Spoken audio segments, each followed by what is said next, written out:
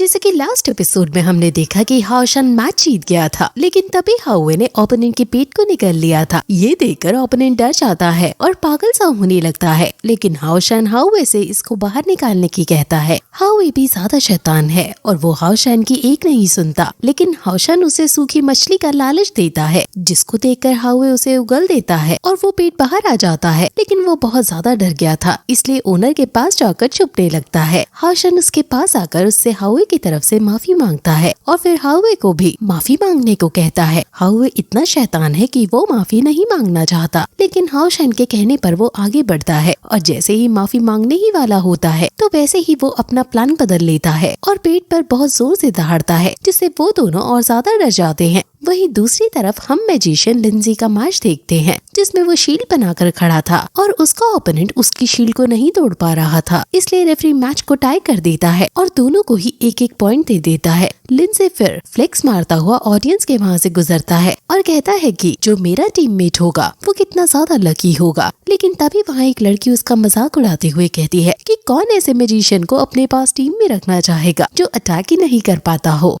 लिंजी ये सब देख रही है और वो सोचती है कि एक डेमन हंट टीम के अंदर एक मैजिशियन ही मेन अटैक जनरेटर होता है, लेकिन लिंजी को अटैक करना बिल्कुल नहीं आता है। अगर हाओशन इसके साथ टीम बनाएगा तो हाओशन का काफी नुकसान होगा। ये बात उसने टीचर ये हुआ से भी करने की कोशिश की थी, लेकिन उन्होंने कहा था कि अभी इस बारे में बात करने का कोई फायदा नहीं है, क्योंकि हम नहीं जानते कि हाओशन टॉप 3 में आ भी पाएगा या नहीं। जब समय आएगा हम तब सोच लेंगे। लिंजी को लिंजिन के ऊपर बहुत गुस्सा आ रहा था और फिर रेफरी अगला मैच अनाउंस करता है, जो कायर और हीलर सीमा जियान के बीच होना है। हीलर सीमा बहुत ज्यादा खुश है, क्योंकि वो शुरू से ही कायर जैसी स्ट्रॉन्ग ओपोनेंट से लड़ना चाहता है। कायर खड़े होकर उसके सामने जाती है और लिंजिन ये देखकर सीमा के ऊपर बहुत हंसता है, क्योंकि वो सिर्फ 4th लेवल का हीलर है। लेवल 5 के असासिन को तो वो हरा ही नहीं सकता है। कायर जरूर इसका कीमा बनाने वाली है। हीलर उसके सामने अपना कोट हटाता है और लड़ने के लिए तैयार हो जाता है। अब रेफरी मैच शुरू करता है और मैच शुरू होते ही हीलर कायर की तरफ अटैक करने दौड़ता है। वो अपने बड़े से गदा से कायर पर हमला करता है, लेकिन कायर अपने स्ट्रॉन्ग अटैक से बच जाती है और अब वो भी अपनी तेज स्पीड का यूज करके उस पर हमला करती है और दोनों में कॉम्बैट फाइट शुरू हो जाती है। और इसमें कायर के पास एक अपर हैंड मिलता हुआ नजर आता है और फिर कायर हीलर को धक्का देकर पीछे फेंक देती है, जिससे हीलर एक खंबे से टकरा जाता है और वो खुद उसके हथियार पर खड़ी हो जाती है। ये देखकर लिंजी हैरान हो जाती है कि कायर इतनी ज्यादा स्ट्रॉन्ग है, उसने जरूर लेवल 5 को भी सरपास कर दिया होगा। हीलर जो कि मार खाकर अब उठता है, उसे बहुत ज्यादा गुस्सा आ रहा है। वहीं कायर उसी के हथौड़े को उसको देकर मारती है, जिसे वो अपने हाथों से रोक देता है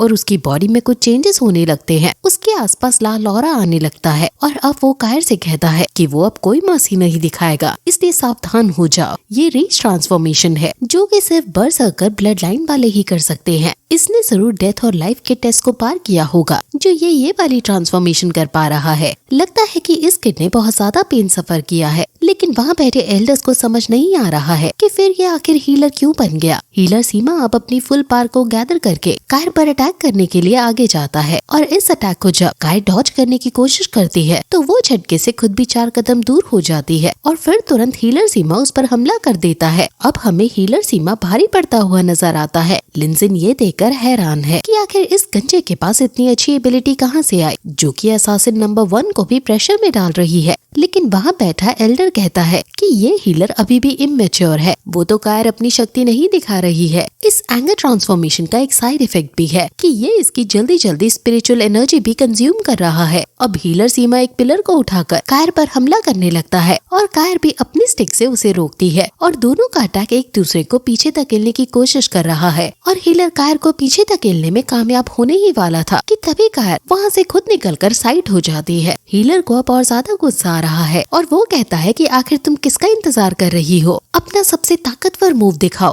और मुझे हराओ। वो अब अपना वज्र अटैक कायर पर करता है और कायर भी अपनी एक खास स्किल जिसका नाम टायरानिकल किंग स्टैब है उसका यूज करता है और वहाँ फ्लैशेस आते हैं बहुत सारे और फिर हम हीलर को वहाँ गिरा हुआ पाते हैं। यानी कायर ये मैच जीत गई है। रेफरी कायर को विनर घोषित करता है और कायर अब वहीं जाने लगती है जहाँ वो हाओशन से मिलती है है क्योंकि अब मिलने का समय हो गया है। अब कायर के टोटल 16 पॉइंट्स हो गए हैं। कायर अब वहाँ जाती है और वहाँ हाओशान खड़ा है। हाओशान कायर को देखते ही उसके पास आता है और उससे आज के मैच के बारे में पूछता है, जिस पर कायर बताती है कि वो जीत गई। हाओशान बहुत खुश होता है और कहता है कि कुछ दिनों बाद 16 मैचेस के राउंड ये खत्म हो जाएंगे। मेरा असली ओपोनेंट यांग वेनजाओ होने वाला है, जो बिना किसी हार के लगातार 9 बार जीत चुका है। वो टॉप 16 में अभी भी फर्स्ट पोजीशन पर है। उसके अलावा नाइट टेम्पल के भी लेवल 5 के बहुत से नाइट्स हैं जो बहुत ज्यादा टैलेंटेड है। लिंजी ने भी अभी तक अपने मैचेस को अच्छे से जीता है और कायर भी अपने पार की वजह से टॉप 16 में अपनी जगह बना चुकी है। एक फैंग सू नाम का वॉरियर भी है जो 7 विंस और 1 लूज के साथ 15 पॉइंट्स पर है और बहुत ज्यादा स्ट्रॉन्ग है। ऐसे ही उसकी तरह कई सारे स्ट्रॉन्ग वॉरियर यहाँ मौजूद है और ये सभी ही हाओशान के कॉम्पिटिटर है। एक वॉरियर जिसका नाम वैंग युआनयुन है, उसके और मेरे पॉइंट्स बराबर हैं और मोस्ट प्रोबेबली वो और मैं अगले मैच में साथ लड़ेंगे। टॉप 16 में सिर्फ एक जगह खाली है और वो या तो मुझे मिलेगी या फिर वैंग युआनयुन को। वो कायर से प्रॉमिस करता है कि वो टॉप 16 में जरूर आएगा।